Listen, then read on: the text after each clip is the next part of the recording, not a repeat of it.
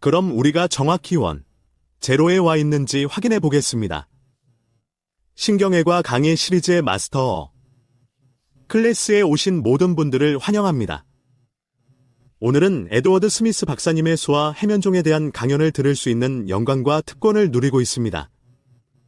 스미스 박사님을 모시게 되어 큰 영광이고 특권입니다. 이 분야에서 인정받는 리더이시죠. 소개하기 전에 몇 가지 하우스키핑, 참고사항을 살펴보고 싶습니다.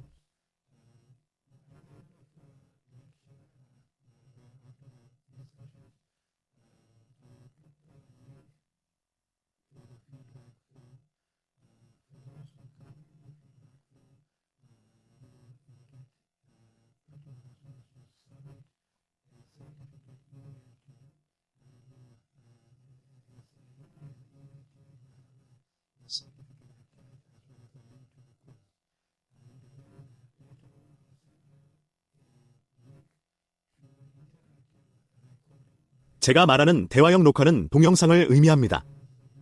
하지만 비디오에는 퀴즈가 있습니다.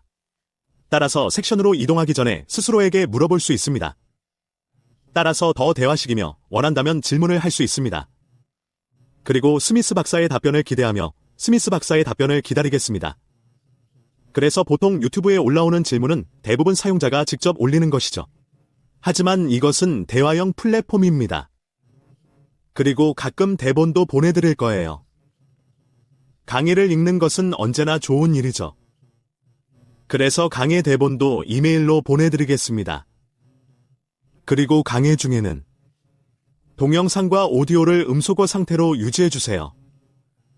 그러면 더 쉬워질 거예요. 저는 대부분의 시간을 음소거 상태로 유지하려고 노력할 것입니다. 하지만 가끔은 제가 거기 있다는 걸 스미스 박사님이 아시는 게 좋을 때도 있어요. 이건 그냥 하우스키핑 노트입니다. 이제 에드워드 스미스 박사를 소개하게 되어 매우 기쁘게 생각합니다. 스미스 박사는 여러분 모두 아시겠지만 보스턴 어린이 병원에서 오셨습니다. 보스턴이 어디에서 왔는지 궁금하신 분이 있다면? 뉴욕. 적어도 구글에 따르면 217마일입니다. 제가 사우샘프턴에서 맨체스터까지 이동하던 거리와 같은 거리입니다.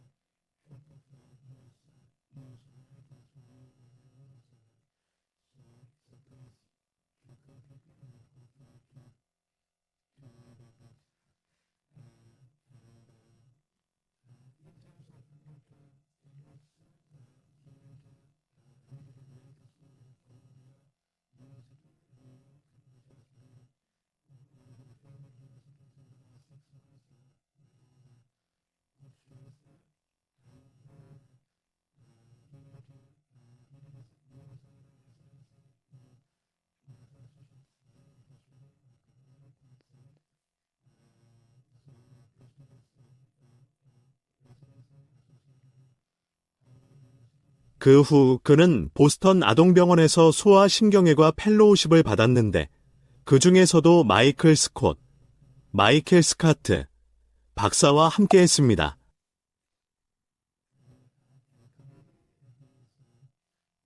그리고 현재 보스턴 아동병원의 컨설턴트 신경외과 의사이자 뇌혈관 수술 및 중재센터의 공동 책임자로 일하고 있습니다. 그리고 하버드에서는 신경외과 의사이자 하버드 의과대학 교수인 마이클 스콧 석좌 교수입니다. 그리고 그는 학문적으로도 많은 공헌을 했습니다. 퍼브메드에서요. 에드워드 R. 스미스는 270편의 논문을 발표했습니다. 제가 얼마나 많이 놓쳤는지 모르겠어요. 구글 학자는 그의 H지수가 400일이라는 인상적인 수치를 제시합니다. 즉, 그의 논문 중 41편이 다른 논문 41편에 인용되었다는 뜻인데 정말 놀랍습니다. 그리고 이틴 지수는 72입니다. 그의 논문 중 72편이 10회 이상 인용되었다는 뜻으로 꽤 놀랍습니다.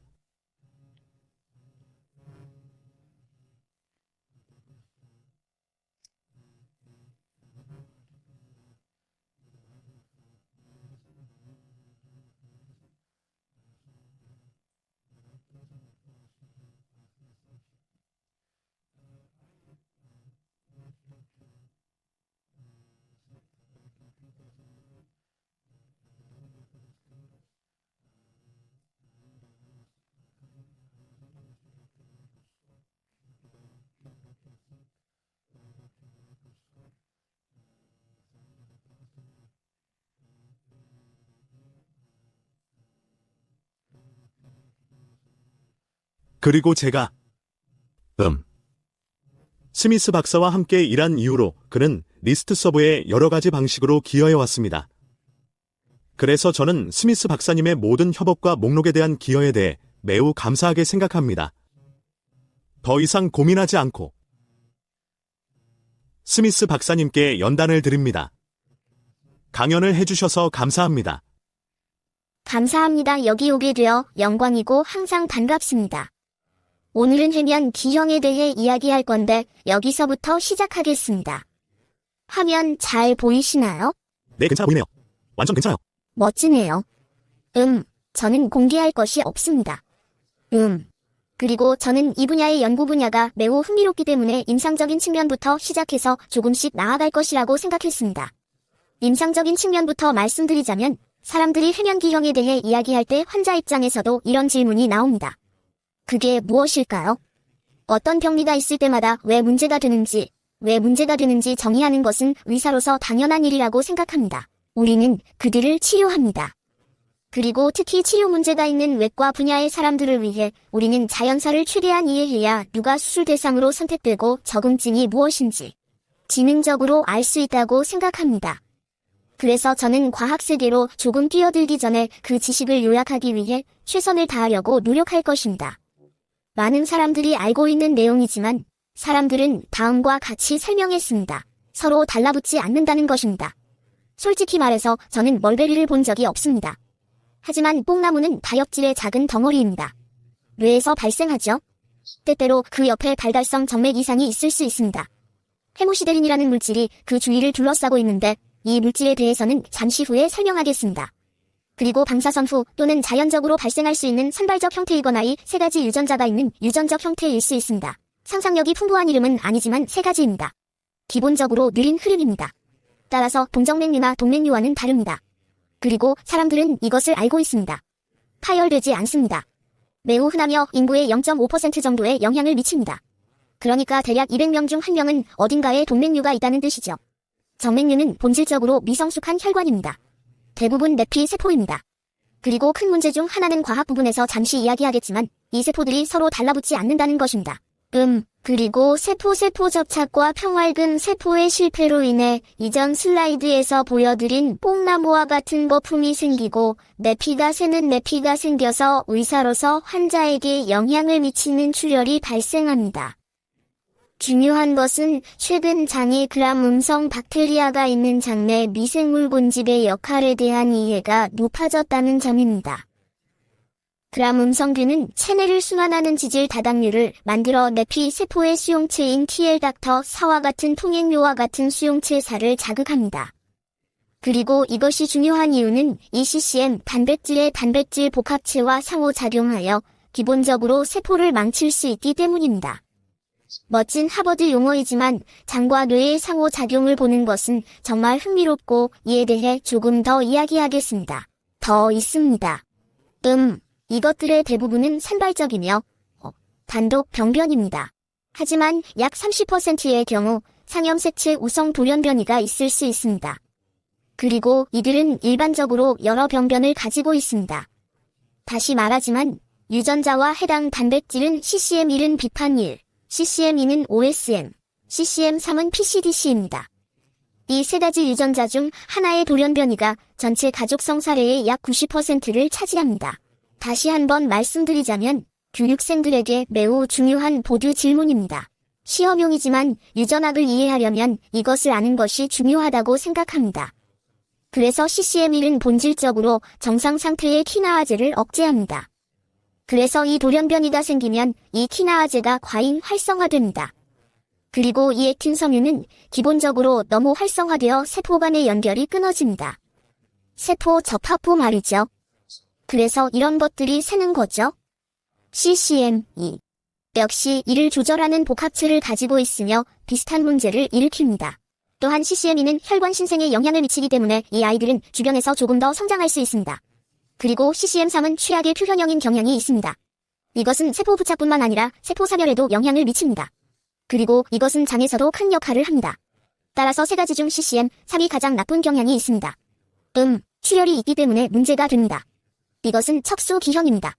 여기 이 작은 점 보이시죠? 아무도 그것이 무엇인지 정말로 확신하지 못했지만 출혈이 발생했습니다.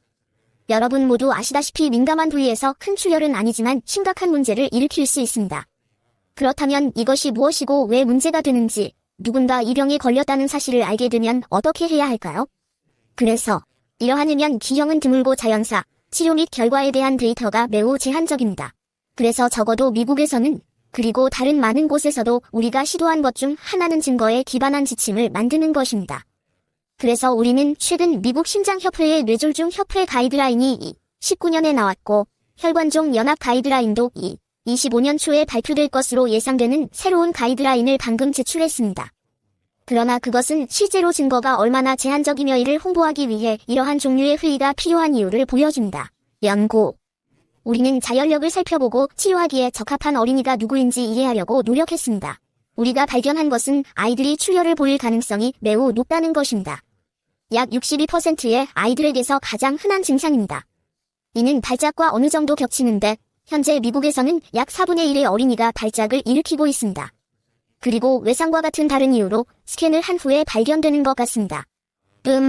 대부분은 뇌의 부피에 따라 자신의 위치를 반영합니다. 다시 말하지만 약 4분의 3은 시상 상부에 있고 나머지는 심부 기저핵, 손회, 뇌관 사이에 섞여 있습니다. 따라서 위치면에서 그리 놀랄 일은 아닙니다. 기본적으로 매년 약 0.6%, 즉 병변당 0.4%, 그리고 환자당 0.4% 정도의 새로운 병변이 나타납니다. 다시 한번 말씀드리지만 이렇게 자주 발견됩니다. 가족 중에 뇌종양을 앓은 사람이 있고 뇌 방사선을 받은 적이 있는 경우 1년에 1.5% 정도, 대략적으로 추적 검사에서 종아리 종양이 발생할 확률이 더 높습니다. 저희 서비스에서 가장 많이 받는 질문은 무엇이 이런 출혈을 일으키는가 하는 것입니다.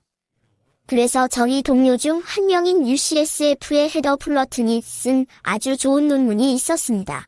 기본적으로 출혈을 유발하는 자극은 많지 않습니다. 따라서 반복적인 머리 타격 스포츠는 미국에서는 미식축구, 다른 나라에서는 미식축구, 축구에서는 머리 타격이 훨씬 적기 때문에 발생할 가능성이 훨씬 적습니다. 하지만 권투와 같은 종목은 피하는 것이 좋습니다. 감염은 아마도 그렇게 하지 않을 것이며 혈액 희석제는 아마도 가능성이 낮을 것입니다. 아스피린에 대한 많은 연구가 있었기 때문에 간단히 말해서 출혈을 시뮬레이션하는 것은 많지 않습니다. 그리고 우리는 아이들이 출혈을 할 때 출혈이 있을 때 대부분의 아이들이 원하는 대로 활동하도록 내버려 두거나 우연히 얼마나 자주 출혈을 합니까? 이전에 출혈이 있었다는 증거가 없다면 연간 0.5% 정도로 매우 낮습니다.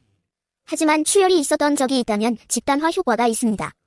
한자니 박사는 클리블랜드에서 이에 대해 글을 썼고 우리도 이에 대해 조금 썼습니다.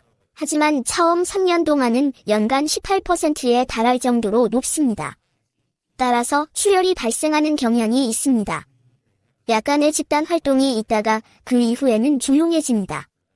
따라서 이를 관찰하는 것이 후속 조치를 취하는데 중요한 정보를 제공한다는 점을 이해하는 것이 중요합니다.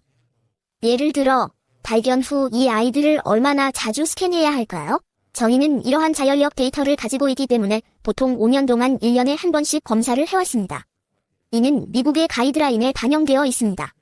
그리고 그 후에는 출혈과 재출혈이 줄어드는 것을 볼 수 있습니다.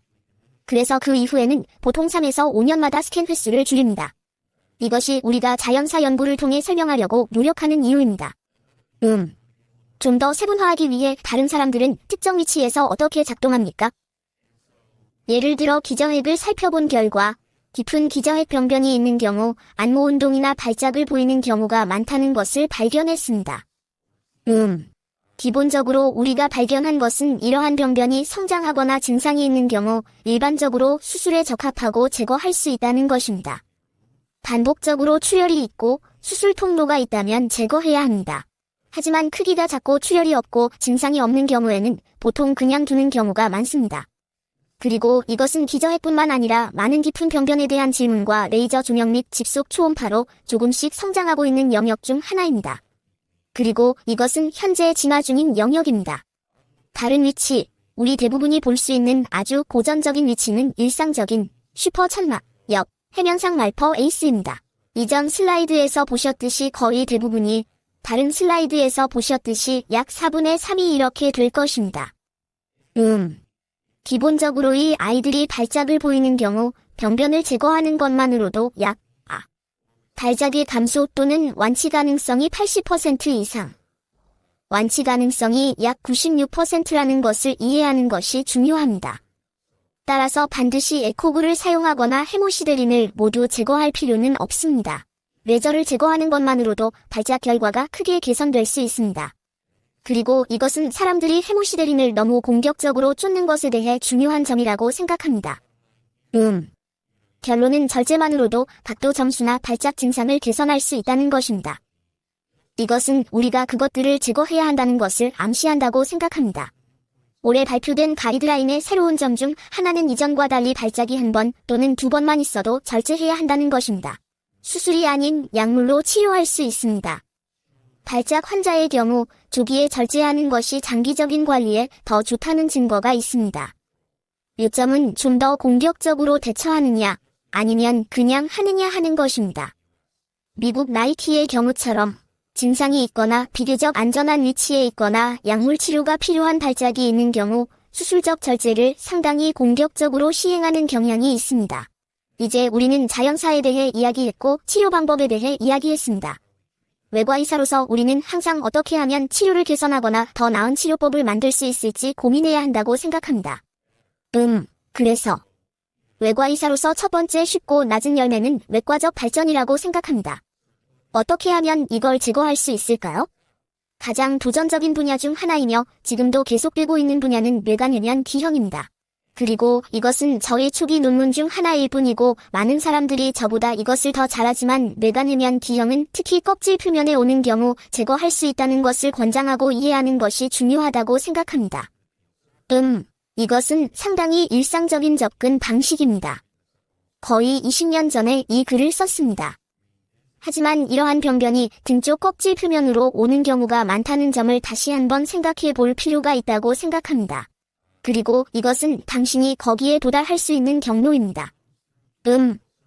껍질 표면으로 들어가면 일반적으로 거기에 들어가면 해면종이 자체적으로 구멍을 만들 것입니다. 그리고 그것은 실제로 이러한 절제술을 생각보다 더 잘 만들 수 있다고 생각하지만 여전히 위험이 매우 높으며 여전히 신중한 고려가 필요합니다. 하지만 반복적으로 출혈하는 병변이 있고 표면으로 올라오는 병변이 있다면 다음과 같은 경우에는 수술적 절제를 고려할 가치가 있다고 생각합니다. 케이스. 또한 방사선 수술이 너무 크지 않은 한 재발성 문제인 심부병변에 도움이 될 수 있다는 훌륭한 데이터도 있습니다. 이는 최대한 침습적인 접근 방식입니다. 덜 침습적인 방법은 어떨까요? 저희가 작성한 논문 중 하나는 초음파 유도 카테터에 대한 아이디어입니다. 사람들은 프레임리스 스테레오택시, 스텔스 브레인랩 등을 일상적으로 사용합니다. 그러나 뇌의 이동과 뇌의 움직임으로 인해 때때로 정확도가 떨어질 수 있습니다. 그리고 병변이 깊숙이 자리 잡고 있는 경우 고정된 프레임리스 정의법만으로는 놓칠 수 있다는 점을 이해하는 것이 중요할 수 있습니다.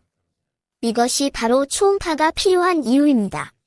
우리가 시도하는 것은 라모스테리아 택시로 보완된 실시간 영상을 사용하는 것이지만 실제로는 실시간을 사용합니다.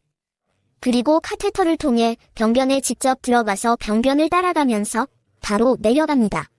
현미경의 어설픈 헤드업 디스플레이나 프레임 미스 정의 프로브로 반복해서 확인하는 것에 대해 걱정할 필요가 없습니다.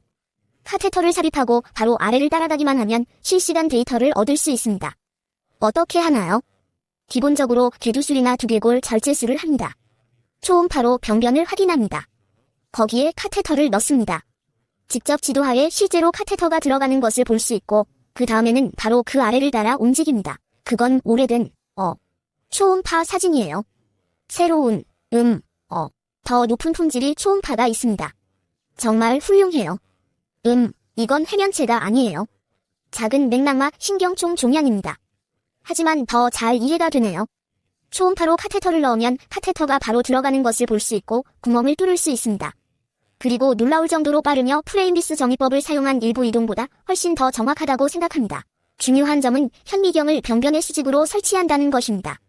곧장 따라 내려가면 작은 복도가 있는 지점으로 바로 이동합니다. 종양과 해면, 기형에 대해 살펴봤습니다. 기본적으로 병변에 도달하는데 3분 정도밖에 걸리지 않습니다. 운이 좋았죠. 합병증도 없었어요. 그리고 작은 수술 트랙을 만들면 내려갈 수 있습니다. 다시 말하지만 로켓과학은 아니지만 도움이 될 수 있는 또 다른 작은 혁신입니다. 그리고 저는 이 작업의 초음파를 정말 좋아합니다. 그래서 여기서 한계는 직선 경로에만 해당된다는 것입니다. 커브 길은 돌아갈 수 없습니다. 실비한 열공이나 깊은 골이 있는 경우에는요.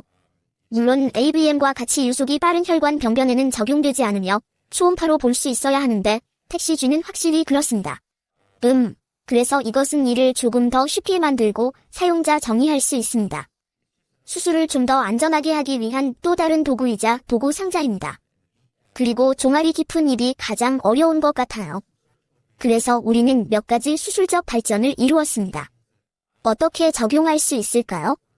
제가 매우 유용하다고 생각한 것 중 하나는 우리 기관에 3D 프린팅이 있어서 복잡한 병변의 경우 필름을 보내면 12시간 이내에 3D 모델을 얻을 수 있다는 점입니다. 그리고 기본적으로 사진을 보내면 됩니다. 어떤 종류의 모델을 원하는지 물어보면 투명한 플라스틱을 얻을 수 있습니다. 레지던트나 제가 수술 연습을 할 수 있는 연조직이 있는 모형을 구할 수 있고 다양한 크기와 모양을 구할 수 있습니다. 기본적으로 이걸 인쇄해주면 됩니다. 레지던트들을 가르칠 때뿐만 아니라 케이스 리허설이나 뇌간 병변과 같은 어려운 수술을 연습할 때도 유용하게 사용할 수 있습니다. 이것은 우리가 거기에 들어가서 실제로 알 수 있는 방법입니다. 저기요. 이것은 동정맥 기형이지만 어떻게 작동하는지에 대한 아이디어를 보여주기 위해 이것이면 기형이라고 쉽게 상상할 수 있습니다. 병변에 대한 충실도가 높은 모델을 만들 수 있으며 다양한 종류를 가질 수 있다는 것을 알 수 있습니다. 더 크게, 더 작게 만들 수도 있고 해면 기형의 경우 3차원 엑스레이로 만들 수도 있습니다. 이것은 수술 중에 매우 높은 일치도를 보여줍니다. 모델의 정확성과 해부학의 정확성입니다.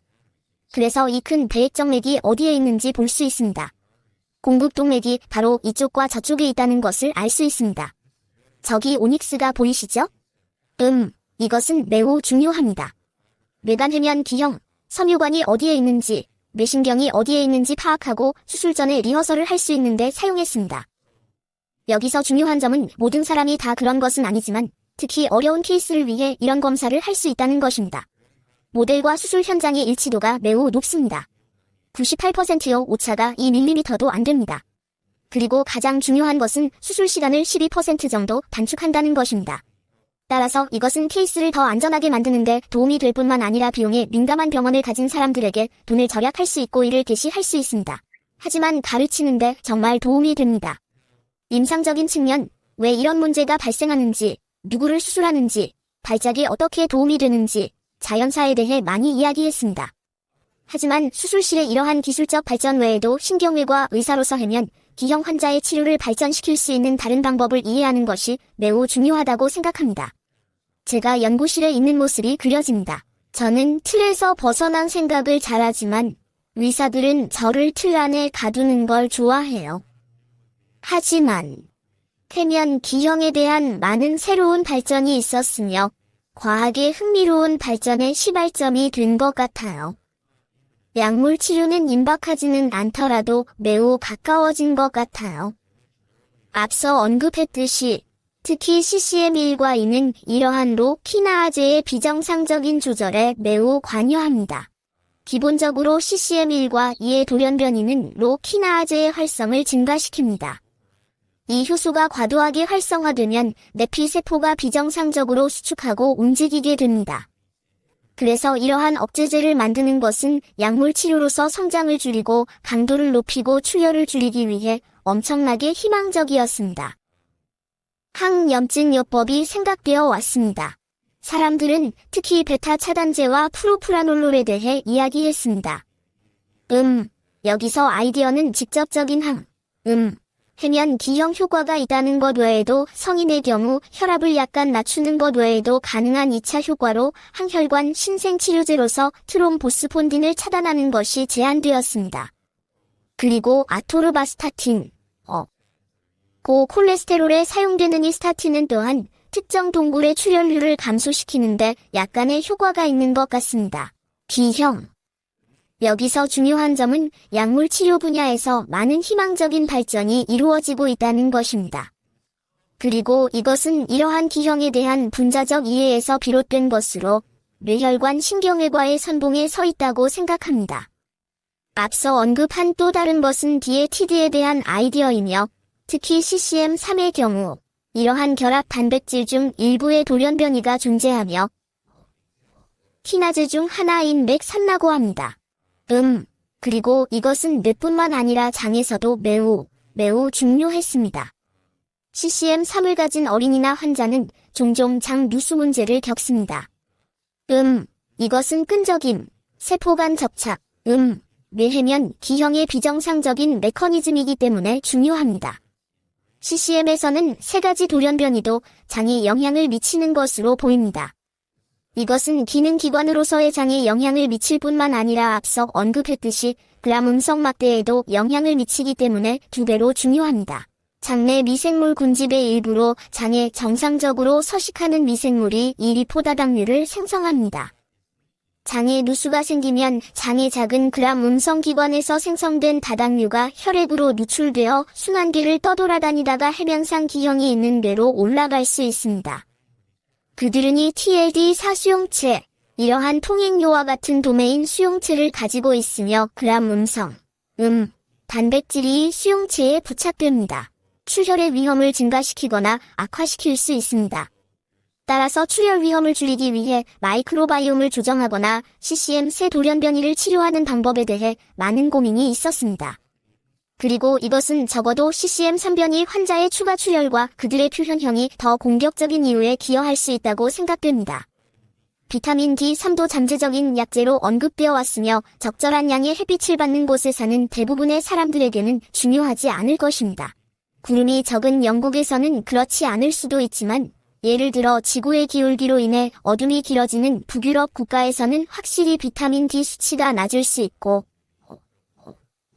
좋은 비타민 D를 섭취하지 못하는 사람이 있습니다. 확실히 고려해야 할 사안입니다. 이제 새로운 아이디어에 대한 문헌에 대해 조금 이야기했지만 이 강연의 후반부에서는 우리가 어떻게 연구를 진행하고 있는지에 대해서도 조금 공유하고 싶습니다. 해면체 기형과 모든 혈관 기형의 진단과 치료에 중요한 역할을 합니다. 그리고 제가 매우 관심을 갖고 있는 것 중 하나는 축삭 유도인자라고 불리는 것들입니다. 아주 간단하게 설명하자면 저는 여기서 멍청한 외과이기 때문입니다. 이 단백질은 분비되는 단백질로 혈액, 혈청, 척수액, 소변 등 다양한 체액에서 측정하고 조작할 수 있기 때문에 매우 중요합니다. 일반적으로 뇌 발달의 일부로 작용하는 화학물질과 단백질은 이들은 두뇌를 구성하고 혈관을 형성하는 데 중요한 역할을 합니다. 역사적으로 보면 대부분의 경우 출생 후에 이들은 자신의 역할을 다하고 두뇌를 형성한 후에는 자연스럽게 꺼져야 합니다. 이 물질들은 이동에 영향을 미치고 성장하는 뉴런과 혈관의 침입 및 혈관 형성에 중요한 영향을 미치기 때문에 아주 중요합니다. 그리고 이것이 중요한 이유는 뇌를 좋은 방식으로 형성하는데 매우 중요한 메커니즘이 나중에 병리학적으로 뇌종양과 혈관 기형에서 발생하는 매우 나쁜 일이기도 하기 때문입니다. 이것이 임상적으로 잠재적으로 중요한 이유는 이러한 축삭 유도인자 중 상당수가 쌍으로 작용하기 때문입니다. 작용제와 기량제가 있습니다. 따라서 좋은 놈과 나쁜 놈이 있다면 나쁜 놈이 누구인지 알아낼 수 있다면 이를 활용할 수 있습니다. 좋은 사람을 강조하는 치료법을 만들 수 있습니다. 이것들은 표준 단백질 중 일부입니다. 오늘은 에프란이라는 단백질에 조금 더 집중하고 싶습니다. 에프란에는 여러 가지가 있지만 혈관 성장에 관여하는 단백질입니다. 그리고 다시 말하지만 이들은 신경세포와 혈관 패턴 형성에 매우 중요합니다. 이들은 특정 수용체와 결합하여 혈관의 신생과 리모델링에 관여합니다. 제가 여기서 약간 잡초 속에 들어가고 있다는 것을 알고 있지만 기본적으로 리간드인 에프라인 B2와 수용체인 에프린 B4가 있습니다. 그래서 B2는 B4와 연결되고 B4는 세포막을 통과하여 이를 일으킵니다. 다소 괴상하고 과학적이지 않은 이야기 같지만 임상의로서 우리가 관찰하는 것이 중요한 이유 중 하나라는 것을 보여드리기 위해 이 이야기를 집으로 가져올 수 있다고 생각합니다. 앞서 언급했던 제 멘토인 스콧 네어 박사는 과학자가 아니었습니다.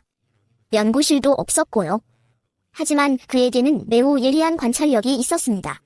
그가 주목한 것은 임상 현장에서 일어나는 일이었습니다. 과학자들과 에프린에 대해 이야기할 때 그들이 말하는 것은 에프린이 혈관 발달을 유도하는 단백질이며 신경세포를 밀어내는 역할을 한다는 것입니다. 병변 내부에는 신경세포가 존재하지 않습니다. 우리는 AVMS에 대해 알고 있고 해면 기형에 대해 알고 있습니다.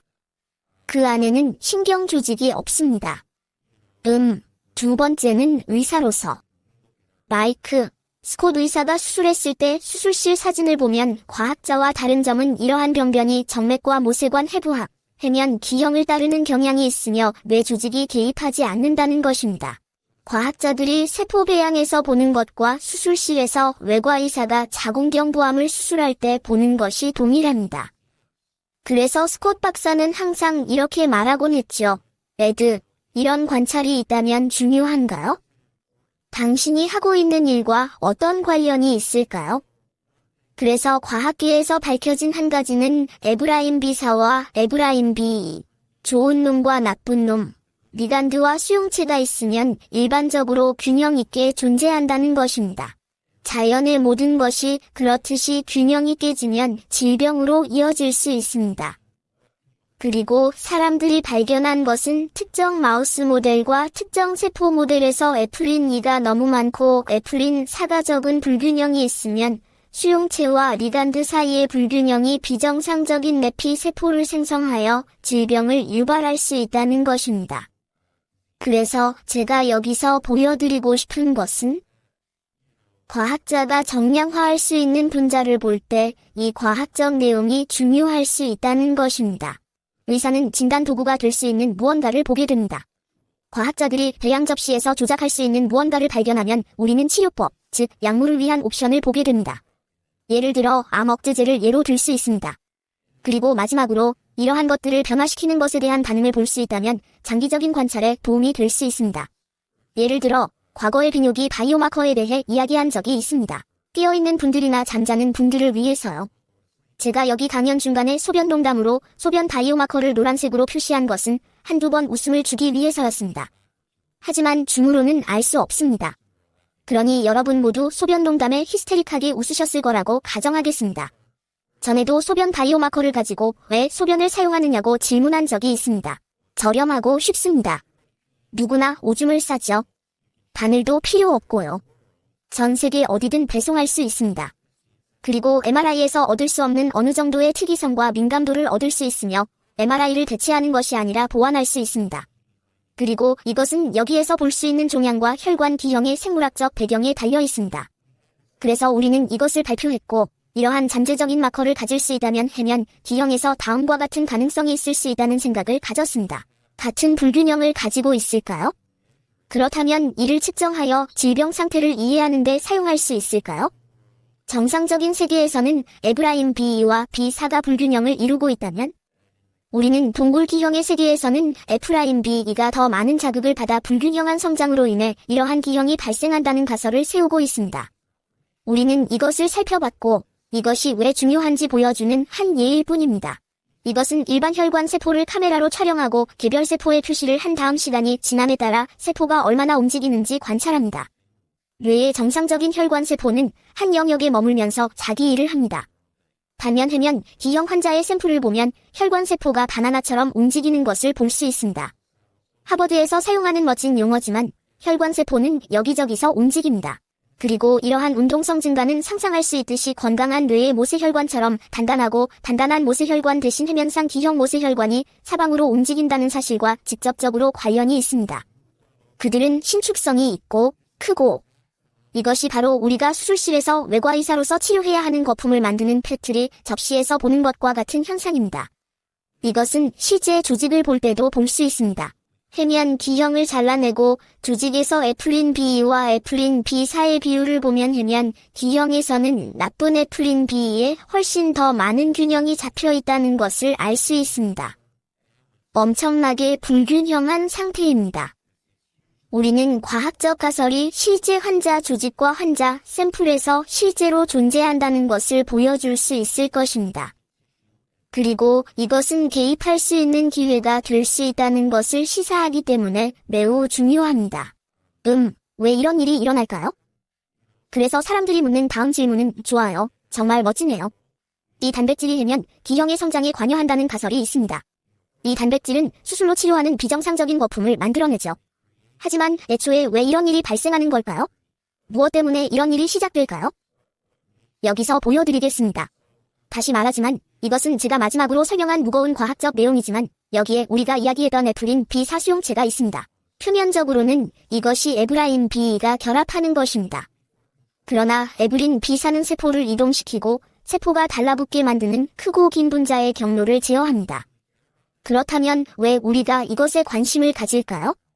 갈렌 정맥 D형과 같은 다른 혈관 D형을 보면 약 3분의 1에서 에브린 B4의 돌연변이가 생겨서 엉뚱하고 크고 무서운 혈관이 생겨나기 때문입니다. 마찬가지로 우리가 발표한 또 다른 논문, 라사 1, 돌연변이, 그리고 이 사람들은 큰 척추 및 뇌경막 AV 누공을 얻지만 해면 D형도 얻습니다. 그리고 이것은 같은 경로의 다음 단계입니다. 이것은 임상 관찰의 또 다른 예입니다. 이 아이들은 모두 이런 종류의 증후군성 혈관 부모를 가지고 있고 간세포암이 있고 이 고유량 유공을 가지고 있습니다. 서로 관련이 있나요? 이제 우리는 그 이유를 이해하기 시작했고 이는 치료법으로 이어질 수 있습니다. 몇 달 전에 나온 논문인 해면체 D형을 살펴본 결과 해면체 D형에도 유사한 구심성 돌연변이가 있다는 것을 발견했으며 이는 직접 환자 샘플에서 나온 것으로 에플렌과 CCMS 사이에 수렴하는 공통 경로로 묶일 수 있는 뇌혈관 질환의 스펙트럼이 있다는 생각을 더욱 뒷받침합니다. 결국 같은 키나아제에서 발생하며 약물 치료가 가능할 수 있음을 시사합니다. 첫 번째 발표에서 들으셨듯이 이제 우리는 이러한 해면 D형의 발달과 관련된 것으로 보이는 주요 유전자 목록인 분류법을 정리할 수 있게 되었습니다. 여기 핵심 유전자가 있습니다. CCM1, 2, 3은 수십 년 동안 알려져 왔습니다. 에프란 B사는 지난 2년여 동안 새롭게 밝혀진 흥미로운 유전자 중 하나입니다. 이것은 말단 경로 중 하나인 3K 삼지도입니다. 이것은 우리가 본 나쁜 행위자. 특히 CCM3, 중요한 약물 표적인 무티어와 함께 피크 3CA. 이것은 많은 발달 정맥 D형에서 볼 수 있는 돌연변이로 해면 D형 형성을 촉진하는 데 도움이 될 수 있으며 약물 치료가 가능합니다. 그리고 방금 보여드린 라사1은 해면상 D형, 그리고 로 관련 키나아제 돌연변이를 가지고 있습니다. 그리고 이것은 제가 다이어그램에서 보여드린 것처럼 여기 있는 여러 분자의 경로의 끝에 있기 때문에 매우 중요한 약물 표적입니다. 좀 괴상해 보이네요. 하지만 저는 이것이 우리 분야의 미래이기 때문에 매우 중요하다고 생각합니다. 바로 이러한 D형을 이해하는 것입니다. 뇌의 이 부분에서 출혈이 자주 발생한다고 쉽게 말할 수 있습니다. 제거해야 할까요? 말아야 할까요? 조명이나 초음파 또는 다른 치료법에는 어떤 발전이 있습니까? 그러나 그 근본 원인을 이해하면 신경외과의 중개적 추진을 선도하는 방식으로 향후 약물 치료가 가능한 표적이 될 것이라고 생각합니다. 결국 우리가 임상 관찰과 수술실에서 보는 것을 통해 이해하고 있는 것은 이 공통 경로에서 에플린, B, 4, 라사일의 기능 상실을 이해하는 데 도움이 되고 있습니다. 또는 크라프와 같은 이러한 키나아제의 증가는 AVMS에서 볼 수 있습니다. 우리는 일부 해면, D형, 브러프. 우리는 ABMG와 일부 종양에서 이러한 키나아제가 여기 아래쪽의 일반적인 경로에서 끝나는 것을 볼 수 있습니다. 예를 들어 트레멘티닙을 사용할 수 있기 때문에 이것은 중요한데 이 약은 일부 AVMS에 사용되고 있는 약물입니다. 예를 들어 트레티닙을 사용할 수 있습니다. 이 약은 일부 역형성 대세포 림프종에 사용되는 약물입니다. 수술로 치료할 수 없다면 의학적으로 치료할 수 있는 병변에 영향을 미칠 수 있습니다. 결국 제가 바라는 것은 우리 분야가 현명하게 진단을 내릴 수 있는 전략으로 영상이나 소변, 혈청, 척수액 등 바이오마커를 통해 진단을 내릴 수 있는 전략입니다. 그리고 일단 진단이 내려지면 자연사 연구에서 얻은 예후 정보에 더해 제가 발표했던 것처럼 차세대 시퀀싱을 할 수 있다는 것이 정말 흥미롭습니다. 이러한 유전자가 무엇인지, 그 경로가 무엇인지 이해하면 유전자형을 표현형과 어떻게 연결시키는지, 돌연변이가 결국 환자에게 어떤 증상을 나타내는지에 대한 일종의 진단적 감각을 가질 수 있을 뿐만 아니라 환자와 더 잘 소통할 수 있게 될 것입니다. 그들과 더 지능적으로 대화할 수 있을까요? 환자가 진료실에 오면 CCM3의 유전자형이 더 공격적일 것이라는 것을 알고 그것이 영향을 미칠 수 있음을 알고 있습니다. 장, 마이크로바이옴이 더 많은 영향을 미칠 수 있다는 것을 이해하는 것 등은 모두 유전자 연구를 통해 알게 된 내용이며 수술에 도움이 되는 정보입니다. 결국 이러한 정보를 통해 누구를 수술해야 하는지 더 잘 이해할 수 있게 되기를 바랍니다. 그 수술이 얼마나 안전하거나 안전하지 않을 수 있을까요? 그리고 이전에는 불가능했던 방식으로 이를 치료할 수 있는 약물을 개발할 수 있을까요? 그래서 저는 우리가 신경외과 의사로서 이 분야의 최전선에 서 있다는 것이 정말 흥미진진하다고 생각합니다. 전 세계 어디에서든 수술실에서 관찰할 수 있습니다. 그리고 이것은 우리가 아이들을 대하는 방식을 바꿀 것이라고 생각합니다. 결론적으로 하면 기형에 대한 풍부한 정보에 대해 말씀드리자면 사람들은 그건 그다지 흥미로운 이야기가 아니라고 말합니다.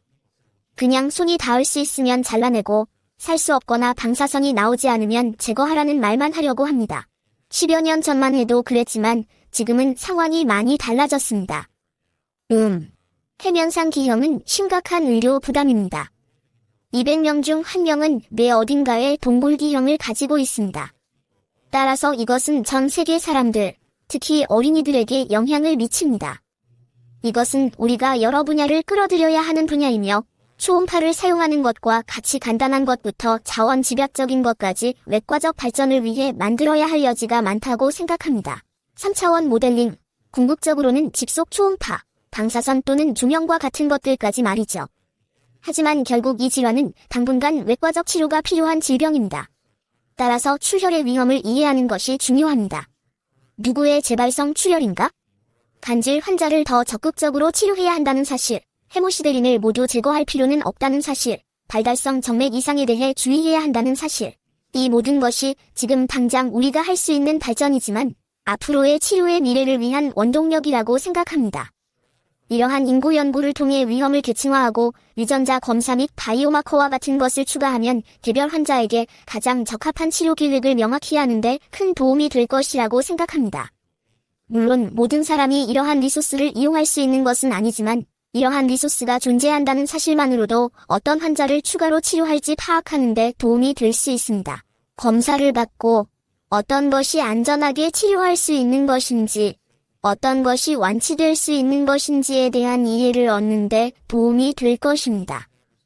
궁극적으로 하면 기형을 가진 아이들은 새로운 접근 방식과 치료법의 혜택을 받게 될 것입니다.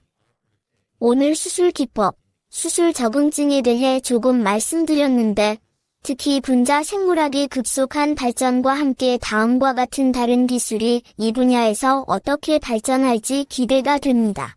시각화, 3D 프린팅, 시뮬레이션과 같은 훈련 도구의 증가로 인해 아이들의 치료가 완전히 다른 방식으로 개선되고 있습니다. 제가 진료를 시작했을 때는 물론이고 지난 10여 년 동안에도 그랬죠. 여기 있는 우리 모두가 이 리스트 서브를 만든 나런에게 축하의 말을 전하고 싶습니다. 저희는 이 분야를 발전시키는데 앞장서고 있는 사람들로 구성된 팀으로서 의무가 있다고 생각합니다. 우리는 위험을 이해하고 자연사를 이해하고 분자 생물학을 이해해야 하며 이들을 수술이나 사례로만 치료할 것인지 아니면 지역 또는 전 세계의 동료들과 함께 중개 연구에 참여할 것인지에 대해 이해해야 합니다. 이러한 병변이 무엇인지, 우리에게 맡겨진 환자들에게 어떤 영향을 미치는지 이해하고 그 신뢰를 바탕으로 이 분야를 발전시키고 환자들을 치료하기 위해 할 수 있는 일을 하는 것이 우리의 책임이라고 생각합니다. 우리가 가진 최고의 지식을 가지고 있습니다. 오늘 여러분과 이야기할 수 있는 기회를 주셔서 매우 감사하게 생각합니다. 적어도 여기 미국에서는 적어도 인구 기반 연구에 대한 최신 기술, 유전적 배경, 치료 방식, 치료 적응증 및 현재 국가 지침에 대해 조금이라도 알 수 있기를 바라며 이를 과학과 결합하고 이것이 왜 그렇게 흥미롭고 이 분야가 어떻게 진행되고 있다고 생각하는지 결혼할 수 있었기를 바랍니다. 앞으로 몇 년 안에 우리 모두를 위해 변화할 것입니다. 더 나아지길 바랍니다. 다시 한번 여러분의 관심과 집중에 감사드립니다. 오늘 논의하는 데 도움이 되었기를 바라며 이제 질문이 있으시면 기꺼이 답변해 드리겠습니다. 멋진 강연을 해주셔서 정말 감사합니다. 스미스 박사님. 말씀하신 것처럼 동굴종은 일종의 포스터 아이입니다. 어떻게든 수술에서 의학적으로 치료할 수 있다면 다른 더 복잡한 병변에 대한 길을 열 수 있을 것입니다. 그리고 임상, 수술 기술, 보조장치, 새로운 보조장치 및 기초과학을 안내해 주셔서 감사합니다. 환상적인 강의였습니다. 정말 감사합니다. 스미스 박사님께 궁금한 점이 있으신 분은 채팅창에 질문해 주시면 답변해 드리겠습니다. 직접 질문하세요. 하지만 스미스 박사님, 저도 그동안 몇 가지 질문이 있었는데요. 아시다시피 저는 항상 질문이 거의 없습니다. 네.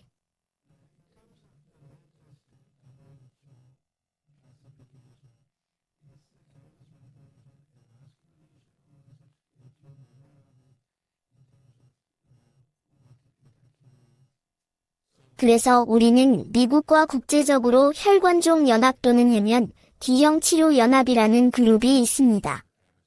그리고 7월에 토론토에서 연례회의가 열렸고 그 다음에는 국제소아뇌졸중 단체인 IPSO가 열렸습니다. 그리고 저는 이것이 성장 장애가 있다는 점에서 종양과 매우 유사하다고 말하는 사람들과 함께 여전히 매우 뜨거운 논쟁의 영역이라고 말씀드릴 수 있습니다. 혈관 신생이 있고 관련된 분자 중 일부는 본질적으로 종양을 유발합니다. 반면에 이들은 주로 내피 세포 기반 병변 또는 EMT 내피에서 중간 여부로 변형되는 병변이라는 사실을 부인하기 어렵습니다. 적어도 내가 이해하는 한 논쟁의 여지가 있지만 대부분의 사람들은 이것을 종양과 같은 특성을 가진 혈관 D형이라고 부를 것 같습니다. 하지만 그것이 희망적인 대답이라면 저는 그것이 포스터 아이라고 생각합니다. 하지만 지금으로서는 그렇게 생각합니다. 제가 이해하는 한 현재 분류의 현황은 이렇습니다. 잘 됐네요. 채팅창에 질문이 많이 올라와 있습니다. 그 질문들을 가져와서 물어볼게요. 루카스 박사님, 스스로 음소거를 해제할 수 있나요? 잠시만요. 루크 박사가 스스로 음소거를 해제하는 동안 몇 가지 질문이 더 있습니다. 다음은 해면 기형에서 눈에 띄는 것 중 하나는 정맥 기형입니다. 그게 왜 거기 있는지 아시나요? 그리고 그로 인한 부상 위험은 어느 정도인가요? 네, 좋은 질문입니다. 최근에 정말 발전하고 있는 또 다른 분야입니다. 그렇다면 발달성 정맥 이상은 어떨까요? 제 기억으로는 전 세계 인구의 약 7%가 발달성 정맥 기형을 가지고 있는 것으로 알고 있는데 이는 모든 DBA 발견과는 별개입니다. 그중 7% 정도요. 그러니까 7명 중 7명은 어딘가에 해면체 D형이 있다는 거죠. 따라서 첫 번째 요점은 DVA가 보이면 CCM에 대해 생각해보라는 것입니다. 거의 항상 CCM에서 발견되는 DVA는 자발적입니다. 즉, 유전적 돌연변이가 아닌 산발적인 체세포 돌연변이입니다. 그리고 나렌의 요점이 중요한 이유는 소수의 연구에서 나온 주요 생각 중 하나는 많은 드버지에 픽3CA 돌연변이가 있는 것으로 보인다는 것입니다. 그래서 그들은 기본적으로 대사산물을 만들어내고 있습니다. 그것은 연료 공급원입니다. 그리고 생각 중 하나는 근처에 CCM이 있다면 DVA와 CCM 사이에는 공생관계가 있으며 픽3C 돌연변이가 본질적으로 공유세포를 통해 CCM의 성장을 촉진하고 성장을 촉진하는 공생관계가 있습니다. 따라서 이것은 왜 산발적인 DVA를 가진 CCM이 좀 더 공격적인 경향이 있는지에 대한 한 가지 설명이 될 수 있습니다. 두 번째 질문에 대한 배경분자 병리 생리학 또는 그 두 번째 부분, 즉 수술은 어떻습니까? 제거하는 것은 어떨까요? 예전에는 DVA를 제거하면 큰 정맥경색이 발생하고 나쁜 일이 일어날 것이라고 생각했고 지금도 일부 사람들은 그렇게 생각하는 것 같습니다. 하지만 점점 더 많은 사람들이 DVA를 제거하기 위해 DVA를 제거해서는 안 된다고 생각하는 것 같아요. 실제로 DVA가 정상적인 뇌를 배출하는 경우 정맥경색을 일으킬 위험이 절대적으로 높습니다. 반면에 DVA의 일부 팁은 하이드라처럼 생각하면 설명된 것과 같이 CCM을 배수하는 주변의 일부 팁을 소작할 필요가 있습니다. 왜냐하면 그것이 CCM을 배수하는 것이기 때문입니다. 요컨대 임상관리 측면에서 현재 문헌에 대한 저의 이해는 다음과 같이 피했던 과거와는 대조적이라고 생각합니다. 전염병에 대해 CCM과 관련된 경우 DVA를 소량 제거할 수 있다고 생각하지만 주요 줄기를 쫓거나 DVA를 완전히 제거하면 정맥경색이 발생할 수 있으므로 제거해서는 안 됩니다. 생물학 및 수술기술 측면에서 질문에 대한 답이 조금 나왔나요? 잘 됐네요. 정말 감사합니다. 이제 답이 나왔네요. 정말 감사합니다. 이제 채팅창에 올라온 질문을 읽어드리도록 하겠습니다. 하지만 그 전에 모든 참가자에게 알려드리고 싶은 것이 있습니다. 질의응답이 끝나면 피드백 링크를 게시할 예정입니다. 피드백을 제공하시면 인증서와 퀴즈, 그리고 녹화된 동영상, 그리고 녹취록을 모두 받으실 수 있습니다. 끝까지 지켜봐 주세요. 루카스 안트코비악 박사는 폴란드 카토비체 실레지아 출신입니다. 헤모시데린 림에 대해 물어보셨어요. 헤모시데린 림을 제거했을 때 어떤 경험을 하셨나요? 그리고 그것이 실제로 발작 조절에 영향을 미쳤나요? 발작 조절에 대해 언급하신 것 같아요. 제거한 적이 있고 어떤 경험이 있었나요? 할 수 있다면 부탁드립니다. 네. 그래서 적어도 제가 처음에 훈련에서 배운 것은 발작 제어를 최소화하기 위해 공격적으로 헤모시데린 림 전체를 제거해야 한다는 것이었습니다.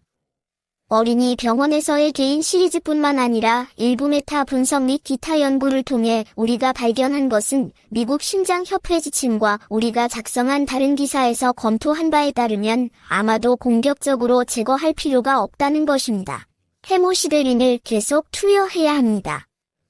앞서 말씀드린 것처럼 발작을 보이는 대부분의 소아는 병변 절제술만으로도 80% 이상 완치되거나 발작이 현저히 감소합니다. 따라서 헤모사이드린을 쫓지 말고 기회가 있고 뇌의 안전한 부분, 즉 우측 전두엽이나 그와 비슷한 곳에 있다면 아마도 그로 인한 어느 정도의 자극일 것입니다. 하지만 대체로 제가 본 최근의 보고서와 저희가 작성한 글에 따르면 헤모사이클린 테두리 주변에서 예전처럼 공격적일 필요는 없다고 생각합니다. 그리고 발작이 완치되는 비율이 80% 이상이면 치료가 끝났다는 것을 이해하시면 됩니다. 그냥 내버려두면 됩니다. 반면에 발작이 계속되는 5명 중 1명 또는 10명 중 1명의 드문 경우라면 계속해서 보조요법으로 발작 수술을 할 수도 있고 메타 검사나 조명이나 기타 파급 발작에 사용하는 것을 사용할 수도 있습니다. 저희는 이것이 부분적으로 불쏘시개와 관련이 있다고 생각합니다. 다시 말씀드리지만 저는 간질 전문의가 아니기 때문에 차례가 아닌 말을 하고 있습니다. 제발 소리 좀 질러주세요. 하지만 대체로 현재 미국의 많은 곳에서 해모시드린에 대해 그렇게 공격적일 필요는 없다는 것이 현재 관행이라고 생각합니다. 고맙습니다. 정말 감사합니다. 뇌전증에 관한 의사 드 마르셀로 M. 님의 질문이 있습니다. 그 질문에 앞서 간질로 내원한 환자가 있는데 해면체를 발견했을 때 어떻게 치료하나요? 전체 뇌전증 검사를 하나요? 해면종이 원인이라고 추정하나요? 그리고 병변을 검사하기 전에 항정간제를 처방하겠죠. 해주시겠어요? 네, 좋은 질문이네요. 질문은 환자가 간질이나 발작으로 내원했는데 공동이 있는 경우입니다. 어떻게 검사하나요? 먼저 약으로 치료한 다음 수술은 어떻게 하나요? 물론 상황에 따라 다르겠지만요. 맞아요. 환자가 내원에서 해면 기형이 있는 경우 일반적으로 MRI와 뇌파 검사부터 시작합니다. 뇌파에서 해면 기형과 같은 뇌 영역에서 불쏘시개 또는 간질성 방전이 포착되고 발작의 반증이 맞으면, 즉 우측 운동 스트립, 병변이고 왼쪽 간질, 왼쪽 운동 간질이라면 아마도 우리가 할 일은 그것뿐일 것입니다. 매우 복잡한 발작인 경우, 단학, 우리가 그것이 결석 발작이거나 다초점일 수 있다고 생각한다면 우리는 더 공격적인 발작 검사를 할 수 있습니다. 장기적인 모니터링이나 적절하다고 생각되는 치료를 위해 뇌전증 팀과 상의할 수 있습니다. 그게 시작입니다. 뇌파의 초기 위치가 일치하나요? 둘 중 하나죠. 일치하면 작동을 추정할 수 있습니다. 그렇지 않다고 하면 뇌전증 팀으로 보내 자세한 모니터링을 진행합니다. 다음 질문은 약물 치료부터 시작할까요?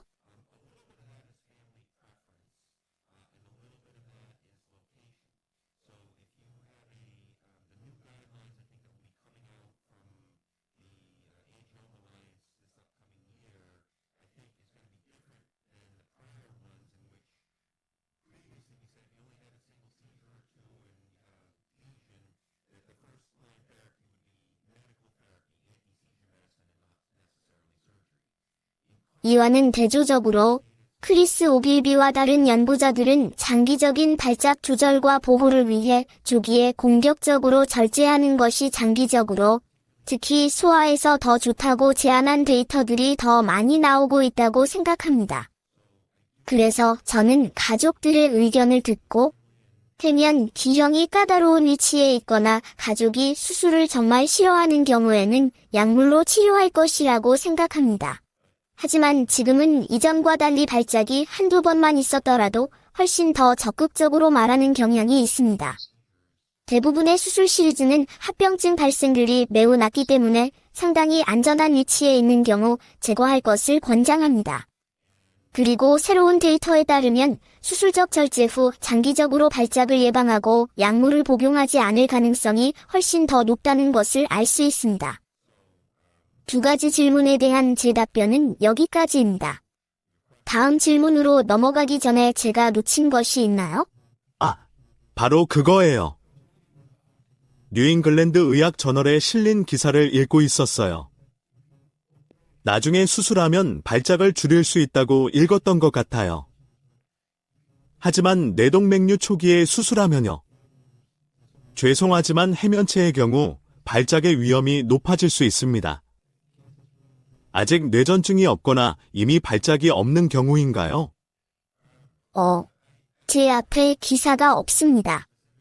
그 부분은 구체적으로 기억이 나지 않지만 한 가지 중요한 요소는, 최근에 출혈이 있었다면, 그것은 아이가 안전하다고 생각하면 수술 전후 발작의 자극과 위험을 증가시킬 수 있다는 점을 언급하고 싶습니다. 채팅에서 누군가가 거대 뇌동맥종에 대해 언급하는 것을 봤는데 좋은 지적입니다.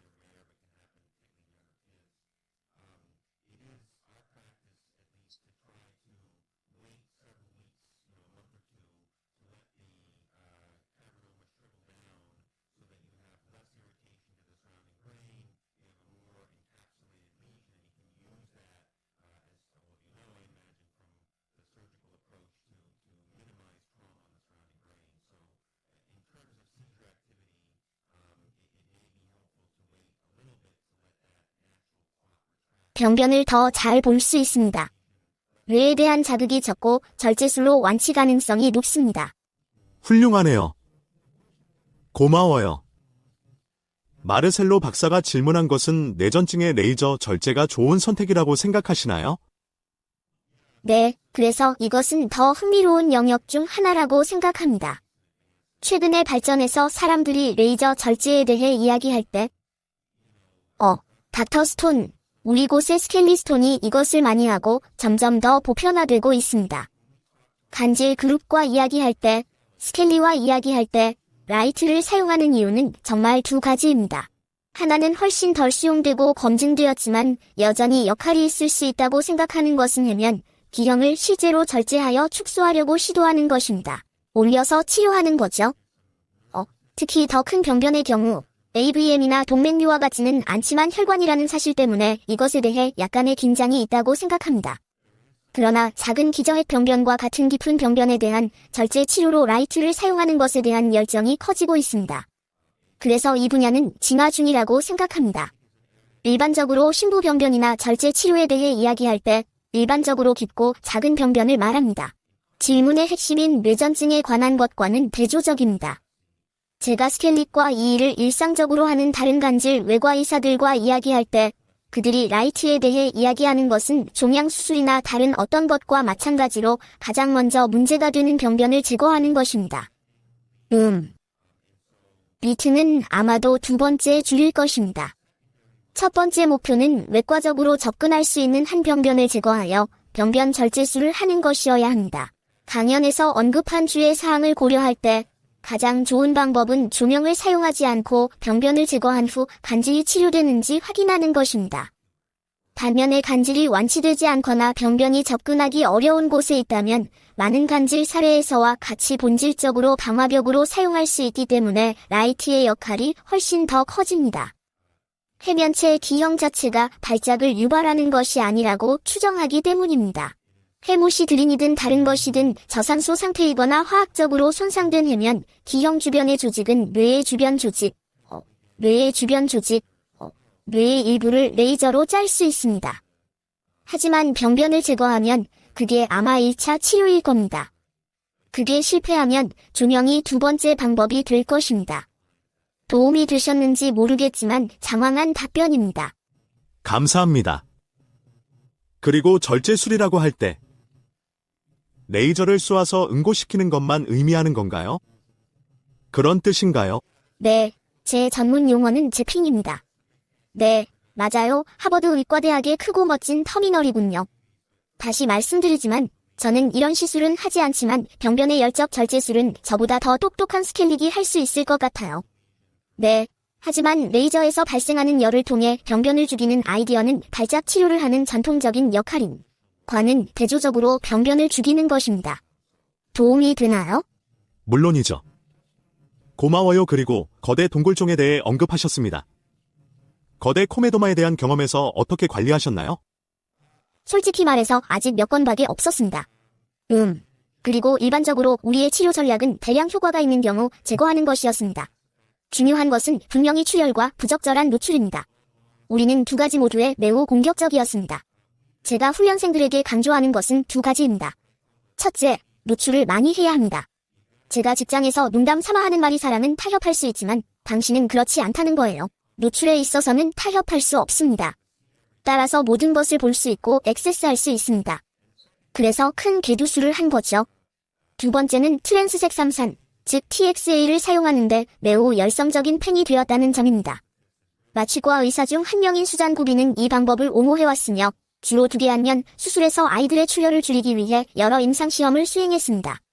하지만 이는 더 큰 종양과 복강 환자들에게도 적용되고 있습니다.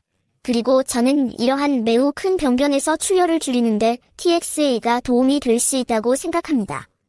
그래서 이 두 가지가 저희의 제한된 경험에서 가장 중요한 점일 것입니다. 하지만 채팅에 논문이 있는 것을 보시면 알겠지만 온라인에도 전문가들의 의견이 있습니다. 그거 좋네요. 고마워요. 그리고 알다시피 어려운 곳에 있거나 큰 해면종에 M들이 가 있을 때마다 저는 보통 프로파놀 사용에 관한 한두 편의 논문을 던지는 것을 좋아합니다. 실제로 베타 차단제 사용에 대한 귀하의 부서 또는 귀하의 진료실은 어떤 입장을 가지고 있습니까? 동굴 중에서요. 저는 자주 사용하지는 않습니다. 솔직히 말해서 우리가 접근할 수 없고 방사선을 원하지 않는 신분외단 병변이거나 제어하기 어려운 거대한 병변인 경우에만 사용합니다. 프로프라놀롤에는 왼쪽과 오른쪽에 2가지 이성질체가 있다는 연구 결과가 있다는 점을 말씀드리겠습니다.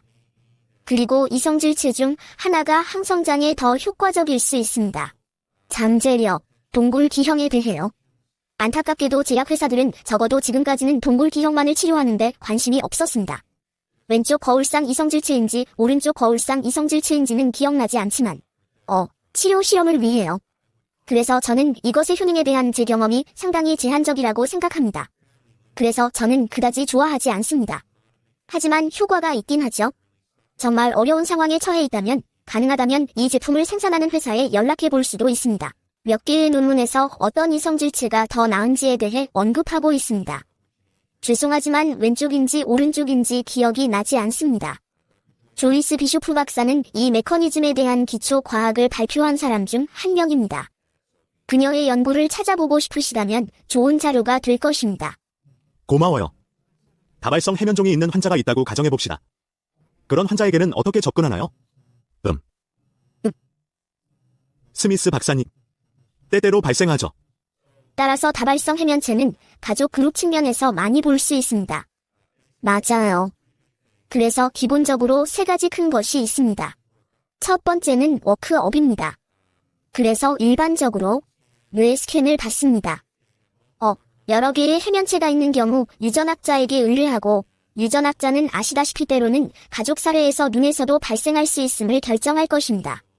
그래서 그들은 눈 검사를 받고 유전자 검사를 받고 다른 가족이 있는지 확인합니다. 위험에 처한 회원 수. 거의 모든 다발성 동굴종은 본질적으로 가족성입니다. 방사능 후유증이 아니라면요. 방사선 후유증이라면 방사선 후유증에 걸린 아이들은 조금 다릅니다. 한 가지 고려해야 할 것은 이들 중 일부는 해면종이 아닐 수도 있지만 병리학에 따르면 많은 수가 혈전이 있는 작은 정맥이라는 것입니다. 그래서 그 점을 고려해야 합니다. 그게 바로 정밀 검사입니다. 두 번째는 검사 후 수술에 대한 질문은 이걸 치료해야 하나요? 말아야 하나요? 그리고 제가 보통 부모님들에게 말씀드리는 것은 일반적으로 크기가 조금씩 변하고 출혈 속도도 조금씩 변할 수 있다는 것입니다. 그리고 약간 임의적인 수치이지만 시간이 지남에 따라 크기가 50% 정도 변하고 일부는 커지고 일부는 작아질 수 있다고 말하고 싶습니다. 수술적 절제의 근거는 거의 모든 다른 경우와 동일합니다. 즉, 대량 효과로 인해 증상을 유발하는가? 연속적인 스캔을 통해 여러 번 반복되는 출혈과 성장을 보여서 향후 문제가 될 수 있다는 것을 아이에게서 알 수 있습니까? 제가 말씀드린 군집 효과인가요? 아니면 수술이 도움이 될 수 있는 이 병변에만 국한된 발작이 있습니까? 여러 병변에 대한 수술의 문제 중 하나는 연금이 될 수 있다는 것입니다. 맞아요. 꼬리를 쫓아 수천 번의 수술을 할 수 있습니다. 그래서 저는 상당히 보수적인 편이고 바울에게 돈을 주기 위해 베드로에게 돈을 뺏을 수 있기 때문에 이런 아이들에 대한 수술을 제한하려고 노력합니다. 마지막으로 수련생들에게 말씀드리고 싶은 것은 해면체가 여러 개 있는 아이를 수술해야 하는 경우 사소하게 들리겠지만 피부 절개에 대해 생각하지 않고 유연성을 확보하는 것이 중요하다는 것입니다. 나중에 다른 병변을 수술해야 한다면 다른 위치에서 수술해야 할 수도 있습니다. 작은 선형 절개로 코카마비 절개를 했는데 몇 년 후 근처에 있는 병변을 수술해야 하는데 갑자기 T자형 절개나 혈관 피판이 손상되었다면 정말 큰 재앙이죠. 그리고 우리 모두는 절개 부위 선택에 대해 이전 외과의를 저주한 적이 있는 다양한 사례를 경험했을 것입니다. 어떤 사람들에게도 제가 그 문제의 원인이었을 거라고 확신합니다. 하지만 종아리 입이 여러 개인 경우 충분히 고려되지 않은 매우 중요한 문제이지만 논의할 가치가 있다고 생각합니다. 이것이 검사 결과, 수술의 이유, 수술 적응증, 그리고 수술의 기술적 적용에 대한 약간의 언급입니다. 잘 됐네요. 고마워요. 다른 질문은 제 생각에는 기사를 읽으면서요. 환상적인 기사입니다. 모두에게 읽어보라고 권하고 싶어요. 제 기억이 맞다면 단독 해면종 환자의 약 15%가 이러한 식신 중 하나, 둘 또는 셋 중 하나를 가지고 있을 수 있다고 생각합니다. 해면체종 검사를 위해 환자를 병원에 보내나요? 내 단발성 해면종이 있고 절제술을 받았다고 가정해봅시다. 이들에 대한 일상적인 검사가 있나요? 아니요. 단일 병변이고 나머지 축이 깨끗하다면 수술 전에 스캔을 할 것이기 때문입니다. 일반적으로 유전자 검사를 하지 않는 이유는 가족성 돌연변이를 발견할 가능성이 높고 병변 자체에 돌연변이, 즉 신체적 돌연변이가 있을 수 있기 때문입니다. 하지만 생식세포 돌연변이는 매우 드문 경우입니다. 따라서 적어도 지금까지는 비용이 들거나 임상적으로 효과적이지 않았습니다. 그래서 특별히 이상한 점이 있거나 모양이 확실하지 않은 경우가 아니면 하지 않습니다. 그래서 일상적인 관행이 일부가 아닙니다. 저희는 사례별로 처리합니다.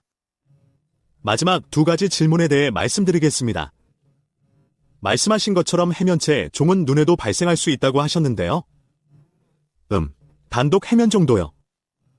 그래서 신체의 다른 부위에서 발생하는 제가 알기로는요. 혈관 생물학 그룹에서는 모세혈관이 있는 곳이라면 어디든 해면체가 생길 수 있다고 말합니다. 다만 모세혈관이 있는 곳이라면 어디든 발생할 수 있기 때문에 걱정하거나 눈에 띄지 않을 뿐입니다. 모세혈관종은 발생세포가 다릅니다. 대부분은 우리가 보는 뇌내피 세포이지만 다른 곳에서도 발생할 수 있으므로 많은 장기 시스템에서 발생할 수 있습니다. 증상이 나타나는 것은 뇌에 생기는 경우가 많고 눈에는 거의 발생하지 않습니다. 마지막 질문입니다. 방사선 치료와 관련해서는 방사선이 해면체를 유발한다고 합니다. 그리고 정위적 방사선 치료로 추정되는 치료가 있습니다. 이러한 정위 방사선 치료가 그 자체가 해면종을 유발하는지 장기적인 결과가 있었습니까? 방사선이 해면종을 유발하나요?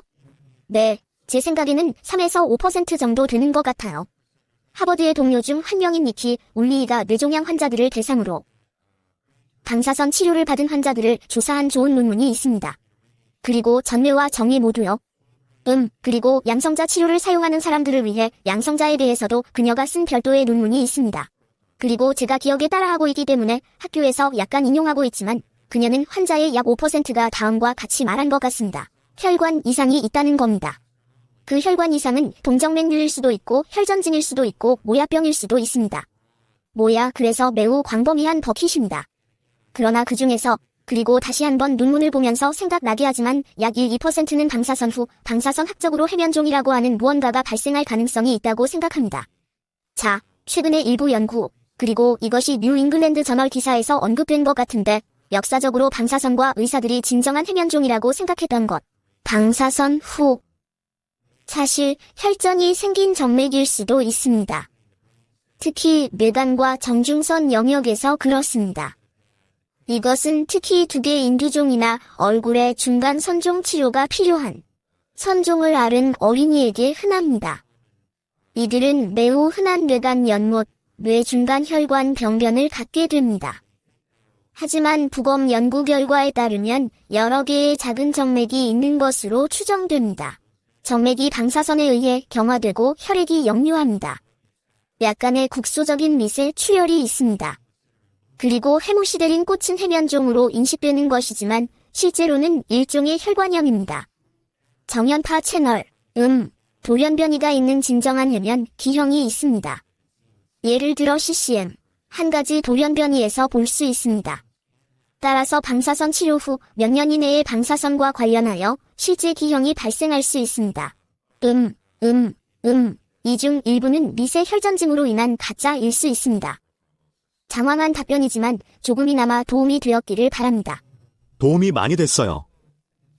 고마워요. 하지만 해면종에 대한 정의 방사선에 관해서는 그렇지 않습니다. 그 자체가 나중에 해면체를 유발할 위험이 있습니까? 뇌관에 해면종이 있는 경우 정의적 방사선 수술로 해면종을 제거하나요? 그거 하나만 치료하면 나중에 다른 것도 생길 수 있나요?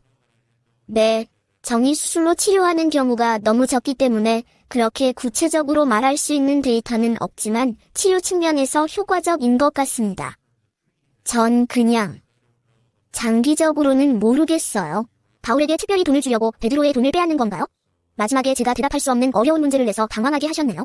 하지만 다른 질문들은 제가 약간의 정보를 제공했으면 좋겠네요. 멋지네요. 모든 질문에 답변해 주셔서 정말 감사합니다. 환상적인 강의였습니다. 그리고 질의응답을 통해 확실히 많은 것을 배웠습니다. 그리고 다시 한번 말씀드리지만 우선 피드백은 양식에 넣었고 피드백은 모두 제가 아닌 닥터 스미스에게 요청했습니다. 그리고 그래서 피드백 양식을 작성하면 1분 이내에 자동으로 인증서와 퀴즈 링크가 전송됩니다. 스미스 박사님, 괜찮으시다면 대화형 동영상 링크와 대본도 보내드리겠습니다. 그리고 오늘 참여해주신 모든 참가자에게 진심으로 감사드립니다. 멋진 강연을 해주시고 많은 점을 명확하게 설명해주신 스미스 박사님께 정말 감사드리며 정말 고맙습니다.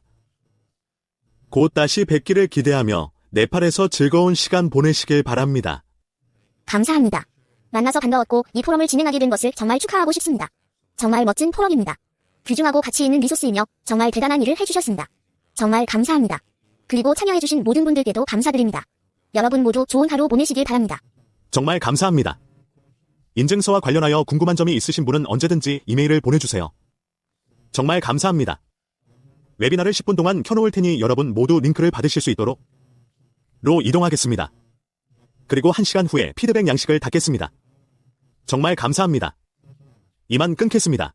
고마워요. 안녕히 가세요.